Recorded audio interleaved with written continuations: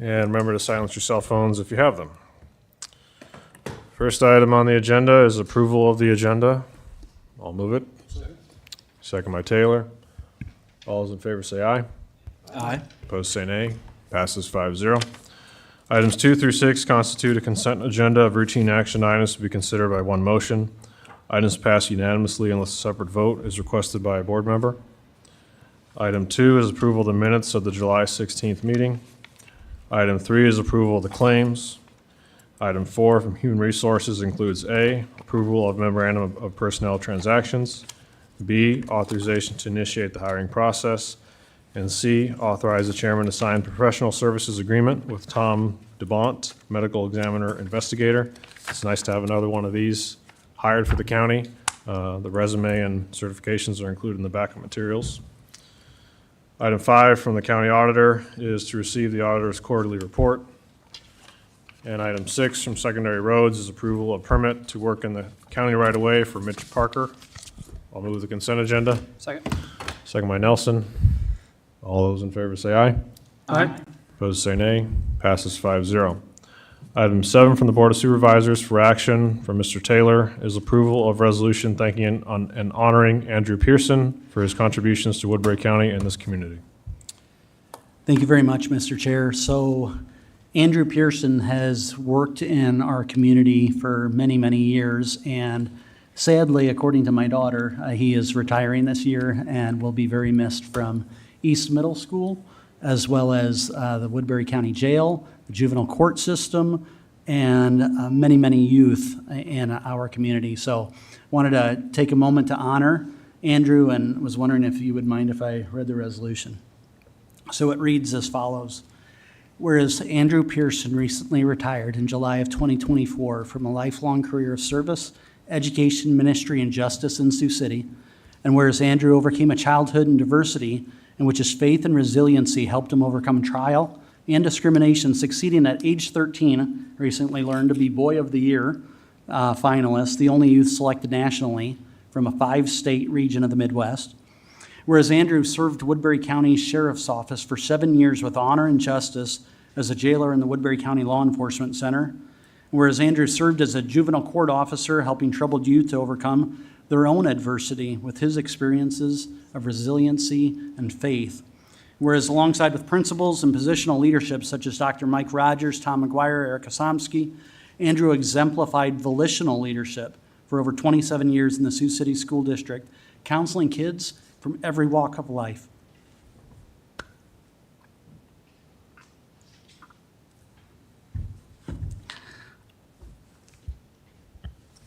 Sorry you had to see all that. Engaging them in office visits, in the playground, and in the after-school weight room, and earning Staff Member of the Year, or the month of February 2024. And whereas he is the husband of Sandra Pearson, who leads the Martin Luther King Jr. Choir, and the Pearsons have been graceful through music, prayer, song, and love. Whereas Andrew continues to be a dedicated husband, father, son, brother, and friend, as well as a pastoral presence by being the church in the lives of those walking through difficulties. In the darkest of times, graced by the light of the Pearson family. And therefore, be it resolved by the Woodbury County Board of Supervisors that we wish you and Sandra the very best and a well-deserved retirement from service in Woodbury County, juvenile court system, and from the Sioux City Community School District. You continue to affect the lives of many, many people, and we appreciate you. Thank you. Thank you, too. So we could give him a round of applause, would be great.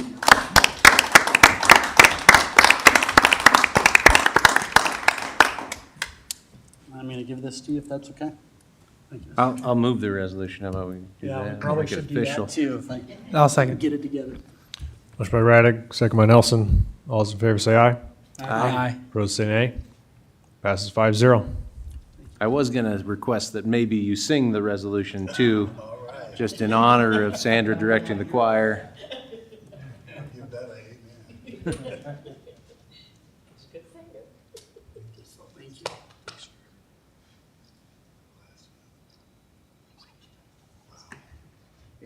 Andrew, you got to look at your wife. She's taking the picture. He's retired.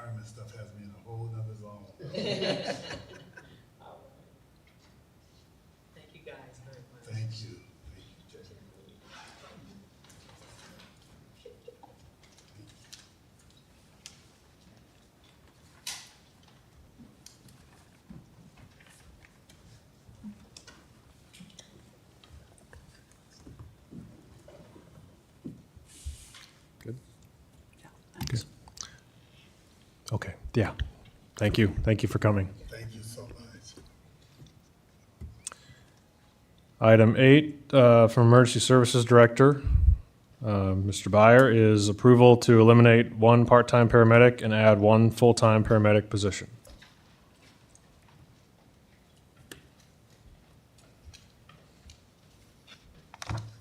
Good afternoon, Supervisors. We look to move to the idea of going to replace a part-time position as a full-time medic position. We're finding this last year, there were some times when we ended up going over budget on a few things because we had one particular member who is active in the military, did his honor, he did a deployment a couple times, which is unforeseen cost that wasn't projected, I believe, last year in the previous director's budget. Along with that, we ended up having some remedial training with another medic on duty that required extra mentorship by another staff member that created hours or expenditures, again, that was not foreseen. And then the last several months before my arrival, there was an opening for that said position when that person no longer worked for the department that caused, obviously, an override in expenditures for full-time and or part-time people to cover that position. And dealing with Melissa about this, talking about it, the conclusions came to about, we feel that changing that position from a part-time to a full-time would help reduce some of those overruns, price or cost overruns that were seen last year. I don't believe, I'm doing more research and trying to find out if there was enough hours or pay set forth for everybody's time off. Everybody obviously gets vacation time and holiday time and everything else. All that didn't quite get together in the right number line and ended up causing additional close to 100,000 more of unscheduled, unthought of overtime expenditures. So with that being said, with the help of finance or HR, last time it created an 89,244.24 deficit with our ending in the 39,793 of the budget ended that year. So far this year already, and this since July 1, we already incurred $2,675.50 in overtime, and that's due again to getting a position filled. There was a little delayed getting the interviews going because obviously a little bit of flooding problem kind of put some of that behind. However, we have done interviews. We had 7 applicants that put in for the full-time position. We narrowed it down to 2 that we felt were really qualified. HR was present along with Dr. Cardwell as our medical director, and have chosen several people that were really good candidates with a lot of good experience that I think would do us well. Any questions on that or anything else I can add to it for your questions? Well, I would just say, in the background section, just to sum this all up, it says the goal of emergency services is to provide 24/7 paramedic coverage for the rural community. This is a step in that direction, and this is the Yes. reason for this item. And I don't think the board's opinion has changed on that. I know the financial impact is, there's some pluses and minuses here you're looking at, so it's not necessarily. And during the process, we get to look a little closer. I've already talked to Melissa. We're going to start looking for next year's. There's a little discrepancy on the number of hours that were figured on for a person's salary for the year. For some reason, number 2764 was used for the total hours per year, where I believe myself and my quick math actually should be about 2,904 hours per paid position. They give you your 3 days, every other third day a position, 24/7.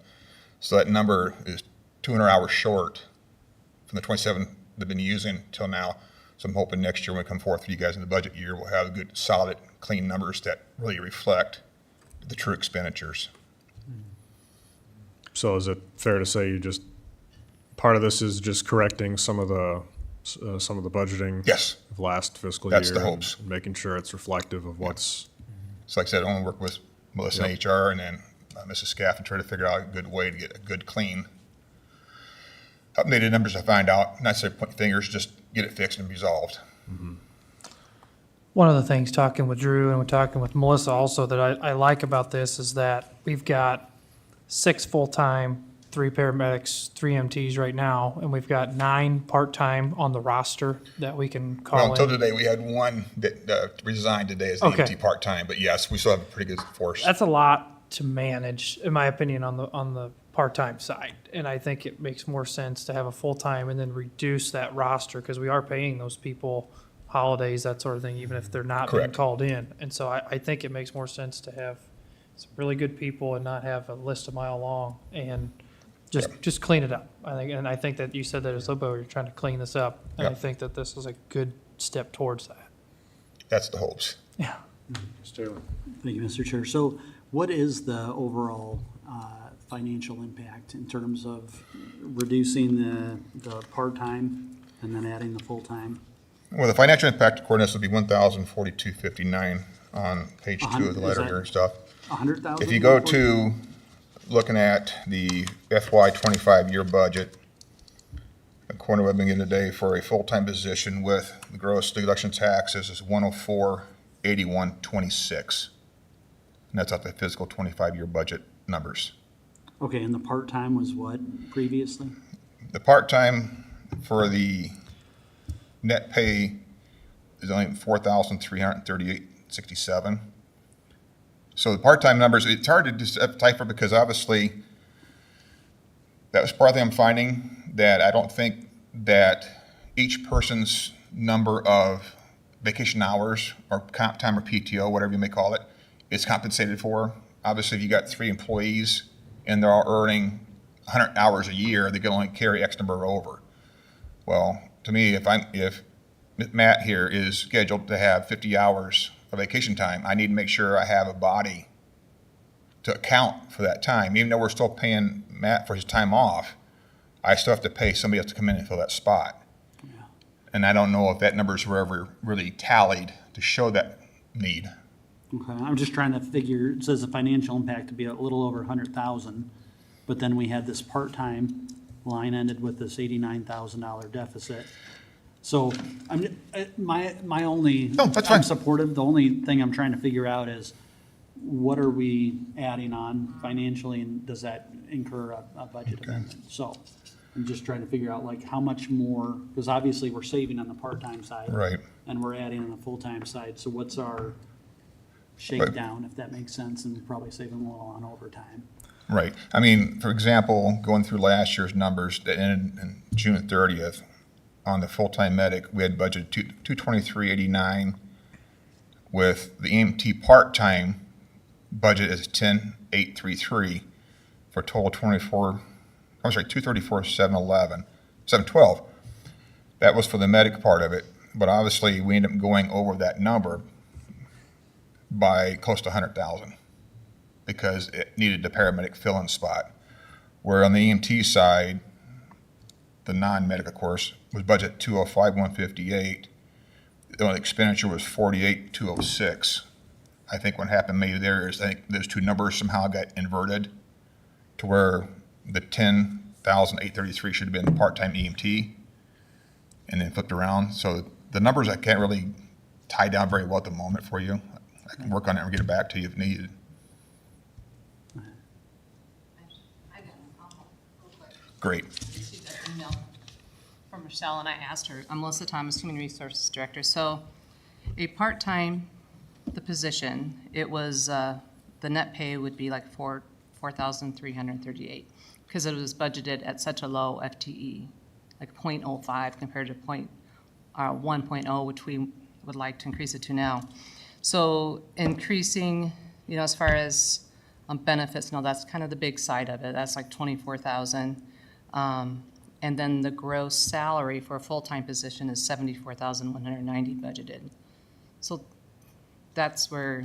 So all that's the- where we're getting the 100,000 Right. more than it's what we're paying right now. the difference in the salaries and then adding also the benefits. Okay. And so that's just my other question, and I know Dennis isn't here, but at some She's point, sitting I here. assume we're gonna do some budget amendment. Will that be listed in there? Do we anticipate? Yeah, so I talked with Dennis last night about this. He said we would make a budget amendment, and he's for doing this. He thinks it'll shore it up, but he said, yeah, there is that deficit, but he said with the budget amendment, and he thinks there's some extra money we could pull in there for that, so that's all he Okay. said. He was in the hospital, Dennis, of course, we know is in the hospital, but he said we can do the budget amendment and Okay. take care of it later. He's confident that it'd be fine. Financially, it makes sense to do. Okay, So that's what he thank you. told me. Appreciate it.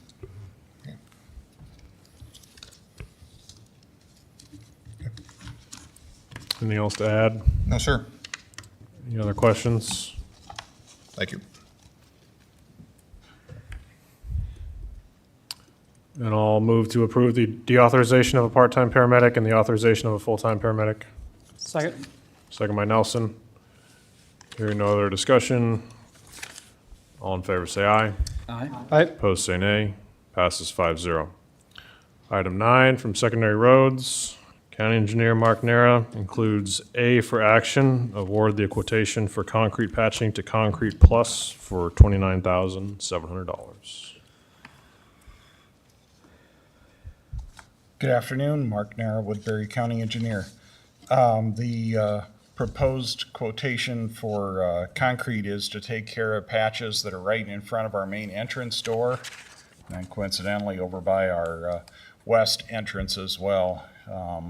You know, we bought a facility that was started construction on it back in the 1970s. It's had a lot of truckloads go over. We've got some of those areas that are breaking up pretty badly. We had chunks of concrete coming up during the winter, and having that right in front of your door where it's a trip hazard, not only for employees, but also for constituents who come in to visit us. We'd like to get that area fixed up. We've been trying to do a little bit every year to try and get our driveways in better condition. I guess this is the next logical step, taking care of those patches right out in front of the building. I say, this is probably the cheapest concrete you've ever brought before us.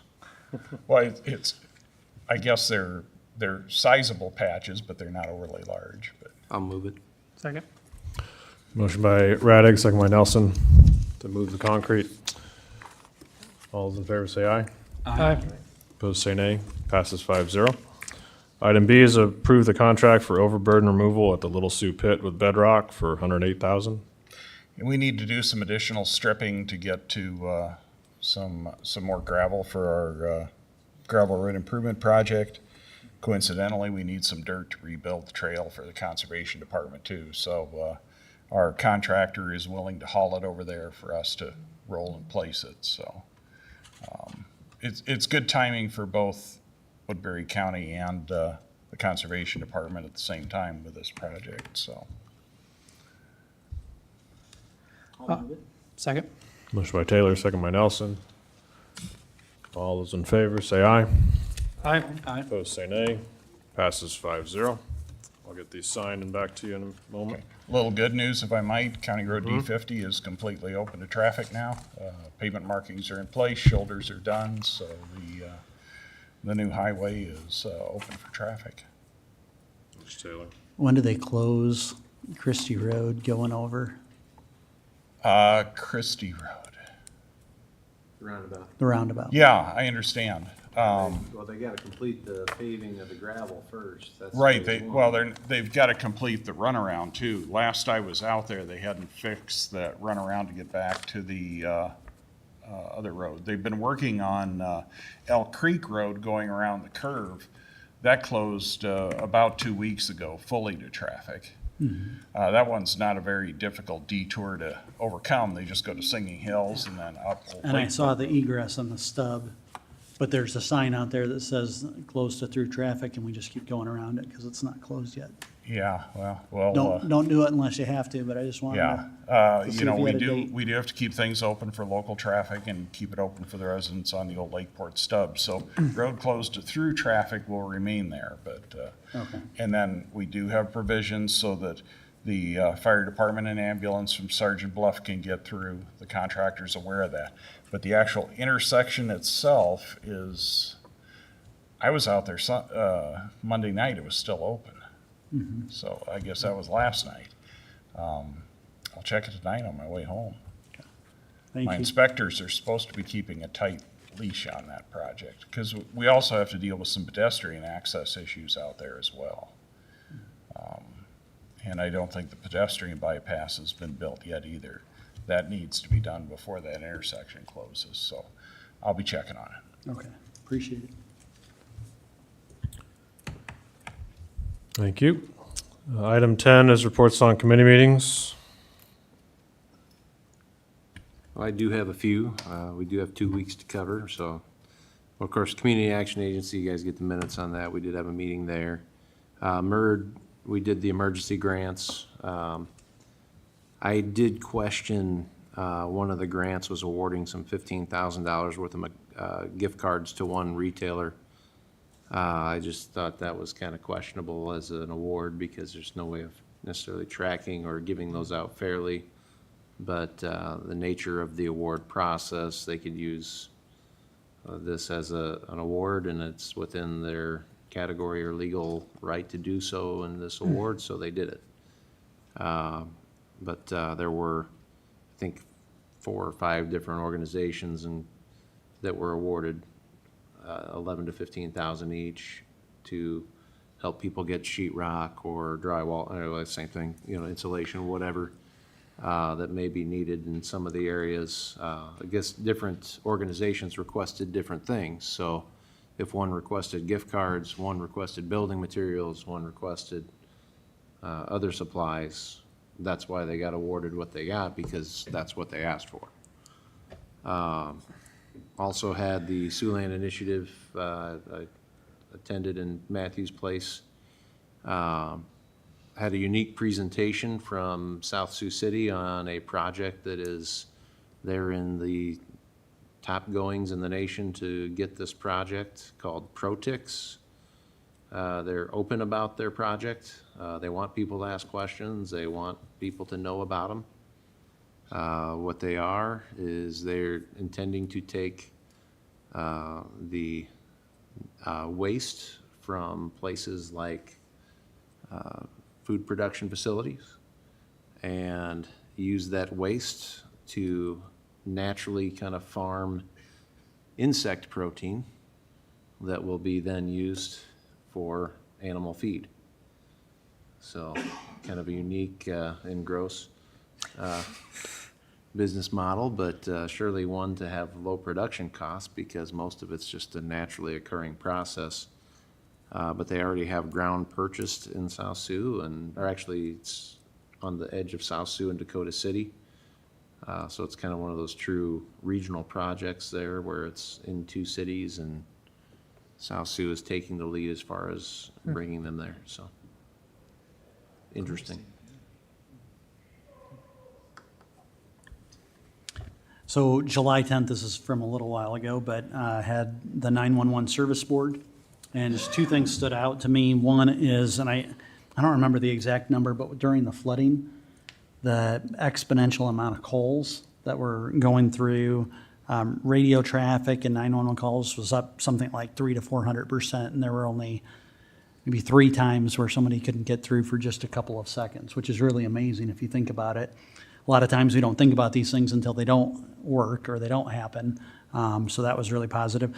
The other one that was brought up was the insurance deductible, which we pay $50,000 for insurance, and the deductible is $50,000, which is kind of an eyebrow raiser in terms of, is that a good, one of the more prominent mayors said, I will sell you insurance at that rate. So just some cursory initial discussion on whether we would have such a catastrophic thing that it would merit having that kind of deductible. So might be one to just explore. I know the county would have to participate and everyone else to be self-funding and build up some kind of reserve, but it would seem that, that deductible and that rate per year may not be the wisest. So at least an issue that was raised and potentially more to follow.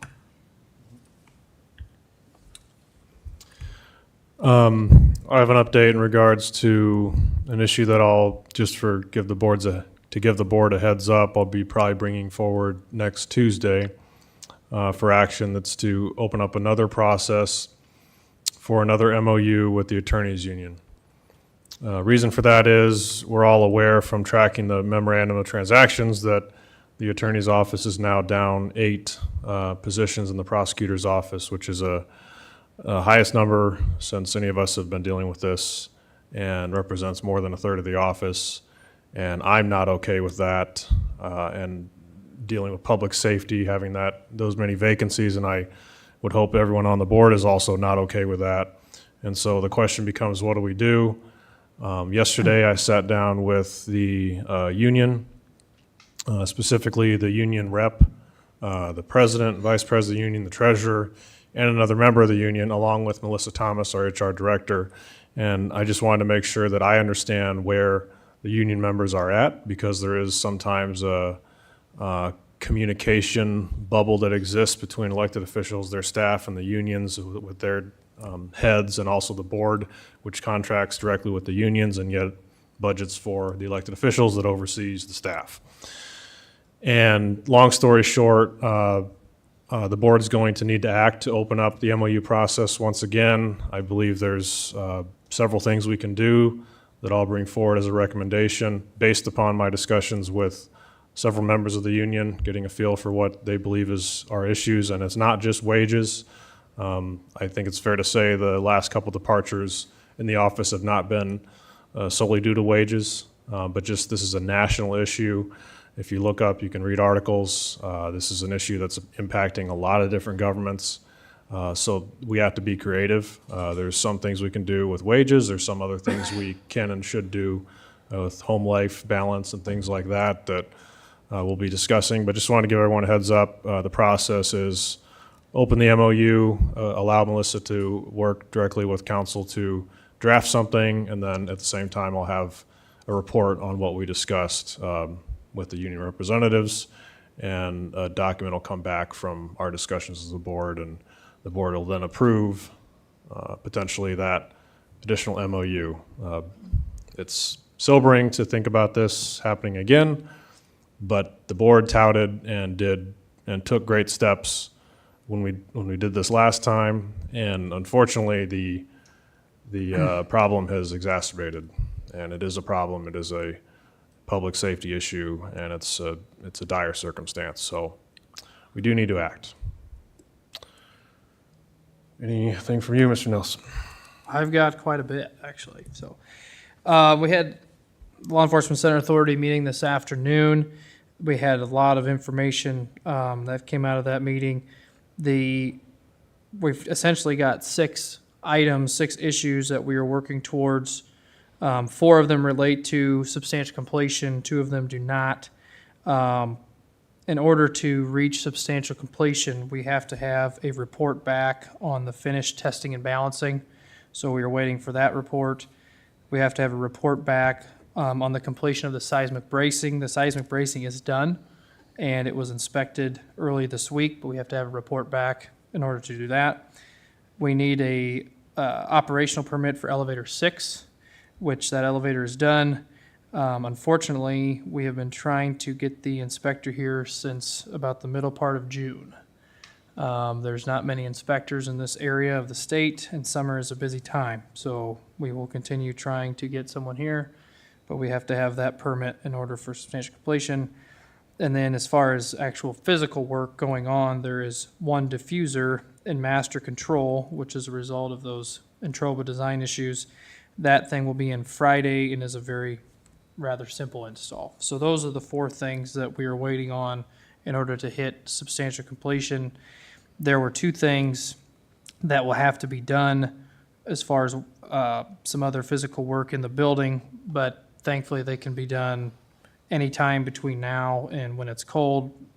Will not require any work inside the building. One is that we've got to switch out coils for air handler 3. That's something that can be done on the roof, and it involves the heating component of the jail. And so as long as we have that done before it gets cold, November, December, we'll be fine. That is another design issue by Entroba. Along those same lines, we have some insulation that needs to go under, some sound insulation under an air handler that's up in that same area, and that can be done at any time. So we're going to continue to work towards those. Hopefully we can get these reports back. The diffuser, like I said, that's going to be relatively easy, and it's supposed to be in here Friday. I think the pressing thing is that we can get an inspector for the elevator. That's proven to be really difficult. Because of that, the substantial completion was moved back to the 2nd week of August in hopes that we can have these reports and permits back by then.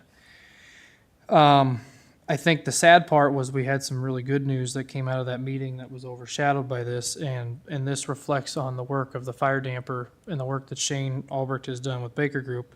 If we all recall, with the original delay back in September for the missing fire dampeners, we were quoted a price of $1.8 million to replace those dampeners, which at the time we immediately disagreed that that was a reasonable charge. Today, we settled, between the work of Shane and Goldberg Group, they went through all the receipts and they ended up working out about $600,000 for our subs, which was about a decrease of $175,000 of what they had originally quoted us. Now, there's still some general conditions that are still owed to Hausman. We do not agree with those at all, and that's going to be pushed back and be part of the litigation process.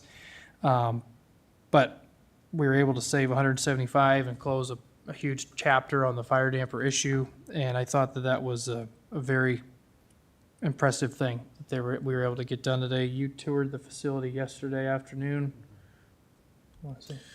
Yeah, I did have a chance to tour the LAC facility last night, and I can attest to everything you're saying as far as how close the project is. If you were to walk every inch of the project, the only physical indication you have that the jail's not finished are some missing ceiling tiles around master control. Which is where the diffuser is. Exactly. So otherwise, you look in offices, they have they're name plated, they're furnished with desks and computers. I mean, all the chairs are around. I mean, everything's painted. There's no more tape, no more of that infamous blue tape. Physically, it's done. We're just waiting on these scheduling issues, and from what it sounds like, some things that are just out of. Yeah, and the testing and We don't have our own balancing. elevator inspector on staff, so. Yeah, and that we're at the mercy of the state. You know, the testing balancing is run by Suter Sub, and they've been fantastic. So don't have any reason to believe that's going to be held up. The seismic bracing, those folks were here yesterday and today, got their stuff done, and so we're hoping that we can get some quick on that. So anyway, continue to move forward, I guess. In regards to some of the other stuff, Engineer Mark Nera talked about the conservation road. So the walking trail from Correctionville out to Little Sioux Park was washed out in two areas pretty bad. They've met with you guys, I think, twice out there, and they've looked over how they're going to fix get that fixed. We've had a lot of people. There's a lot of people that use that trail, and they've been knocking down conservation, wondering when it's going to get fixed. So we're responding to that as quick as we can, and we'll get that back going. But the Conservation Department did have some really fantastic news. They had applied for a Gilchrist grant to redo a bunch of the exhibits in the Dorothy Pico Nature Center, and they were awarded a $50,000 grant to do that. So pat on the back, kudos to everybody that was involved with that. They are really excited. They've got some great ideas of what they're going to change up in there, so that was wonderful news on that. Had a Soil Water Conservation Board meeting last week. We had 17 complaints of soil loss due to the rains this spring. I think 13 of those were legitimate, that the farmers were out of compliance, and there was extreme losses of soil and sediment. One of the questions that was raised by several of the commissioners there was there instances where there was road, ditch, or infrastructure damage as a result of soil loss. And just from some of my drives and knowing some of these parcels, there absolutely was work that secondary roads had to go out and do and fix as a result of soil loss. So I think there's going to be some conversations coming out of that group. They feel that there's some taxpayer heartburn with some of the soil loss. That's bad enough. And then to have issues with the roads that the rest of us are taking care of is maybe a little too much. But we're going to continue to talk about that as we go forward. But along the same lines of drainage, the city of Salix, I'll have an agenda item next week, wants to delay their hearing on their drainage district. Everything's going fine, but there's now a grant that they can get from the state of Iowa, and they won't know what funds they can get till October, and so they would like to push it back, probably end of October. They'd like to push it back to sometime in December to have their hearing, so they can get kind of all their ducks in a row where they're at financially and go from there. So, they're excited that there's an opportunity now that there wasn't a year ago, But otherwise, they've signed a long-term pumping agreement, and so everything is going great. So that is all I have. Yeah. I have nothing. Hearing no other reports on committee meetings. Item 11 is citizen concerns. Seeing none. Item 12 is board concerns. Any board concerns? I got a Mr. Raddick? couple there. I had somebody from Mid-American contact me, mostly in relation to, the nuclear agenda item that was thrown on the agenda for Dan to, he just wanted to let me know, make sure we understood that even if they started today, they couldn't even have anything operating until like 2035. And I said, no, that's not what we're trying to achieve. We're not trying to force you into building, anything like that. It's just one of those things where we're tasking them with looking at the zoning now, planning ahead. They also wanted to let us know that, data centers are a big user right now. Not really going to look in Sioux City with capacity issues, but data centers for mining, crypto, and of course, like larger organizations, Facebooks, those kind of things. They just, they're using a lot of the grid. So it's one of those things that it's a factor, obviously, the amount of energy in your area. Another citizen called, so this is for conservation, which, is it you two, or is it just you? Just me. Just you, okay. He wanted me to know, or us to know, that he's traveled, I think you said Georgia or somewhere, and their county park organization had a donation drive to get life jackets, so that people would donate the life jackets, then say like at Little Sioux and Bigelow Park, where we have, water. There's even a pond out at, what do they call it? Southwood. Yeah, Southwood, yeah, I wanted to say South Ridge, it's Southwood.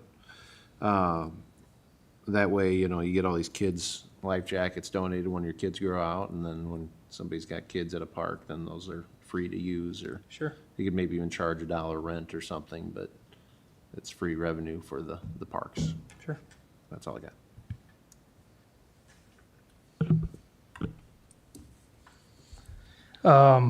Woodbury County Fair starts tomorrow, and I've already been out there plenty. We'll be out there the rest of the week, but I hope that all of us make a good trip out there and get to check it out, spend some money, see what the various children and their activities have been working on all summer, all year for a lot of them. Is Kids Day tomorrow, or is that Thursday? Kids Day's Thursday. Thursday. Yeah, Thursday. Yep. There are a group of citizens that have put together a carbon pipeline and windmill booth out at the fair. And the windmill booth has kind of been there for a couple of years, but now they've gone in with the carbon pipeline people, and they have invited Senator Kevin Lons, and myself tomorrow afternoon from 2 to 4 to answer questions or answer questions, hear comments about carbon pipelines. And so I will be there. There's going to be various citizens who have been very involved with the carbon pipeline issue in there all week. And a lot of them probably know more than myself or Kevin. So, but they're going to be there to take questions and stuff too. So I would just encourage, I get asked that question a lot. Even I'll be in stuff in Sioux City with people that have nothing to do with carbon pipelines, and they have serious questions about it. So I would just encourage, if they're out at the fair, you can't miss that booth. It's going to be manned all week, and so stop by. But at least tomorrow from 2 to 4, Senator Alonzo and I will be out there hanging out, and we'll gladly take any questions that anybody has. And I'll be serving the best breakfast at the Woodbury County Fair all week. It might be the only breakfast, but it is really good. So stop out and see me. Thanks. Any other board concerns? I just wanted to mention one thing. So at the Lac Authority meeting, as I'm sure we've all gone through a little bit of frustration in terms of having a date that we thought it was going to be and then something else popping up. But I just wanted to say, I know you can only control your controllables. And one of the things that I appreciated today was thank you for allowing citizens to speak before you all went into closed session. I thought that was important, so appreciate it. It's almost like you're one of us. Well, I appreciate that, Jeremy, because I had to change some things when I got on there, but it's been a very tough conversation and it's a very frustrating process and people want to be a part of it and they should absolutely have a right to be a part of it. And so, I thought it was a good meeting. I mean, we talked through, there was a lot of information thrown out today and that's good. That's the way it should be. But, yeah, I mean, I appreciate what you said. I mean, we are very, very close. I think one citizen said, if we're on the back nine, where are we at? And Shane said we're on the 18th hole ready to tee off. I mean, we are very, very close. We're going to get there. And so hopefully with these reports of permits will come back in good time and we'll get going in there. So I don't know if we're teed off, but I'd say we're probably 9-putting by now. But I think it was good that we continue to keep posting that, so that if any of you guys want to come and sit in, that's a great thing. Probably should have done sooner. Any other board concerns? All right, we are adjourned.